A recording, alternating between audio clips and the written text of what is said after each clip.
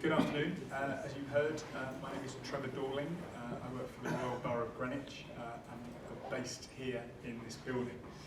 And I just really wanted to have the opportunity to talk to you very briefly, and to wake you up after your lunch, but primarily to welcome you to the Royal Borough of Greenwich. We were very pleased to host today's event here because we think it puts your discussions into some kind of context rather than being in a hotel in central London where you can't actually see out the window. And if you take the opportunity to look out of the window, that you will get a real sense of what we are doing here in the Royal Borough of Greenwich. And indeed, you get a real sense of an economy in transition and a part of London that's in transition.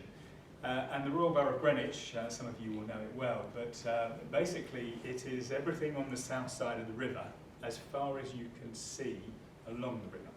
So when you lose the river going round the corner this way, around the bend, that's where our boundary is, just beyond the World Heritage Sites with the London Borough of Lewisham. And when you look down the river that way, when you lose the river right in the distance, that's our boundary with the London Borough of Bexley. And it is a tremendous borough for those of you that don't know it. Those of you that do, hopefully you would agree. But Greenwich once had something in the order of 150,000 manufacturing jobs along our waterfront. We didn't have docks, but we had a lot of river-related industry, and in fact we had the largest factory possibly the world has ever seen at the Royal Arsenal, 80,000 workers. And if you had one factory employing 80,000 workers, and it is a huge number, then the chances are, if you had a football team, then that football team would be pretty good if you had 80,000 workers, many of whom were male, to choose from. And therefore it would come as no surprise to you to know that that's where Arsenal Football Club started. But like so many things that became successful in this area has a history of being a centre of innovation and entrepreneurship. Like many things in this area, when it became successful in the 1930s, it moved to North London, to Highbury. But those 150,000 manufacturing jobs, I would ask you to hazard a guess how many manufacturing jobs there are in the borough today. 100 years ago, 150,000 manufacturing jobs. Today, 30,000? 10,000? 5,000. So 5,000 manufacturing jobs over pretty much the course of a century is a pretty dramatic and continual decline. 80,000 jobs in the Royal Arsenal, that closed 10, 15 years ago. It declined, it didn't close with 80,000 workers, but one factory employing 80,000 workers was central to the economy of this borough and was central to the economy of Woolwich. And if you spend any time in Woolwich, if you actually sort of look beneath the skin, you will actually see a very prosperous town. The town hall is a very good example of this, a very beautiful town hall, Victorian town hall. Woolwich was a very wealthy place. It was the place not only Arsenal started, but also the Woolwich Building Society, one of our larger equitable building societies, subsequently demutualised and was taken over by Barclays and also moved out of the borough. So, and the Royal Arsenal Cooperative Society is another one of the two centres of the cooperative movement in this borough. So tremendous history, tremendous focus on those jobs for generations. When that closed, it was like a pit closure. And in fact, more than just one pit closure, it was like a pit closure every 10 years for a century. And really we saw a transference from a dependence upon one employer, and certainly one industrial sector, to a reliance on the state. So the borough's programme has been very much about regeneration for the last 20 years. When I came to this borough, there was over 1,000 acres of derelict and heavily contaminated land. And the first stage of that regeneration was to really get public sector investment in to deal with the contamination and site assembly.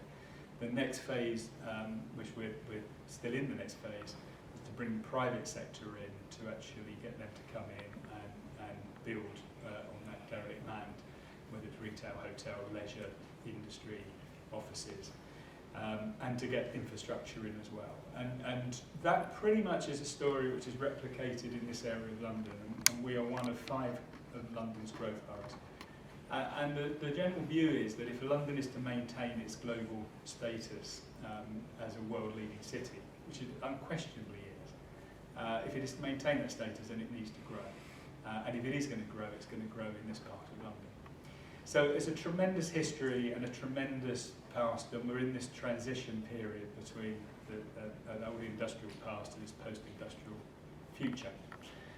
And the other thing I really wanted to say was to talk a little bit about what we're doing here on the peninsula and more generally about a digital agenda.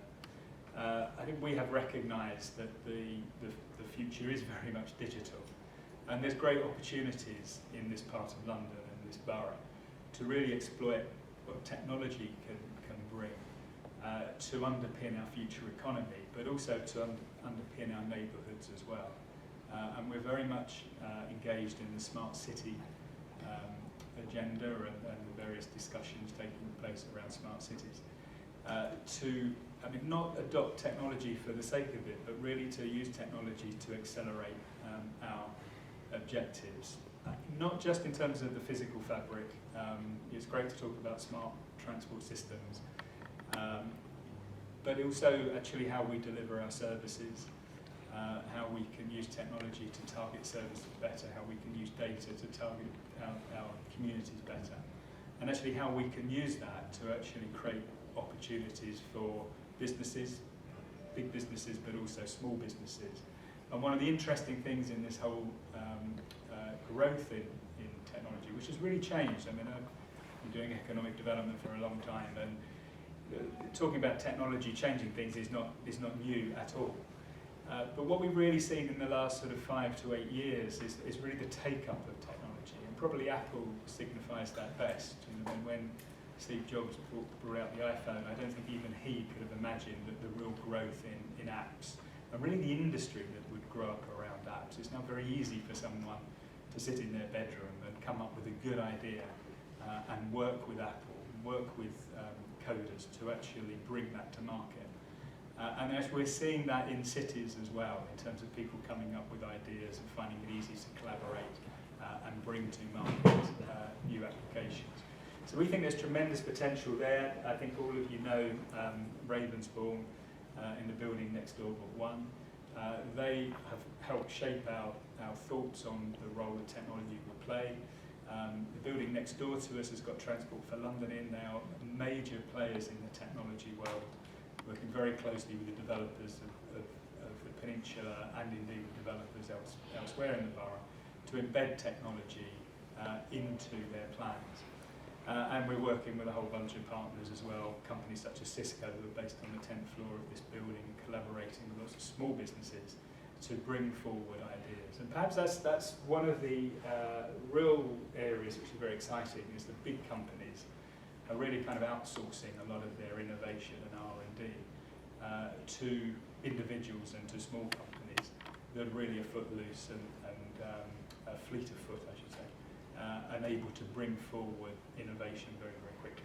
So that's really all I wanted to say. I wanted to, as I say, primarily to welcome you to the Royal Borough of Greenwich, and I hope you're having a very good day, but to also put in context a little bit what we're doing here in the borough. On the 10th floor of this building, we've got our own Business Innovation Centre, which the council opened to really capitalise on some of the opportunities we saw around the digital space. Ravensbourne's got an incubator. Some of those businesses, when they grow out of the incubator, come to us with the likes of Cisco, Living Planet and Crown Vision downstairs, that they actually attract businesses in. So if any of you are in the innovation space and want to learn more, then come down to the 10th floor. I hope I haven't woken you up. I fear I haven't, but thank you very much and enjoy the rest of your day. Thank you.